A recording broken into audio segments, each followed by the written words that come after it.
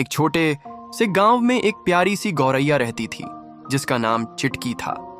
चिटकी बहुत ही चंचल और खुशमिजाज थी।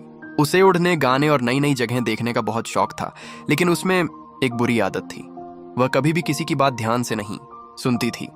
एक दिन चिटकी की माँ ने उसे समझाया, बेटा, हमेशा ध्यान से सुनो और समझो, बिना सोचे समझे कोई काम मत करो। लेकिन चिटकी ने माँ की बात को अनसुना कर दिया और हंसते हुए उड़ गई। उसी गांव में एक बड़ा सा पीपल का पेड़ था जिसकी घनी छाया में सभी पक्षी आराम करते थे। चिटकी ने देखा कि पेड़ की एक डाल पर एक चमकदार रंगीन सी चीज लटक रही है। बिना सोचे समझे वह उसकी ओर उड़ चली। वह चमकदार चीज एक शिकारी द्वारा लगाया गया जाल था। चिटकी जैसे ही उसके पास पहुंची, उसका पैर जाल में फंस गया। वह डर गई और जोर जोर से छी छी करने लगी। उसकी आवाज सुनकर पास में बैठा एक बुद्धिमान कौआ कालू वहां आया। उसने चिटकी को देखा और समझ गया कि क्या हुआ है।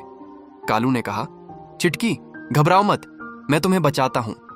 कालू ने अपनी चोंच से जाल को काटना शुरू किया। थोड़ी मेहनत के बाद चिटकी आजाद हो गई। वह बहुत शर्मिंदा थी। उसने कालू को धन्यवाद दिया और कहा, मुझे माफ कर दो, मैंने मां की बात नहीं मानी और मुसीबत में फंस गई। कालू ने मुस्कुराते हुए कहा, अब तुम समझ गई हो कि बड़ों की सलाह मानना कितना जरूरी है।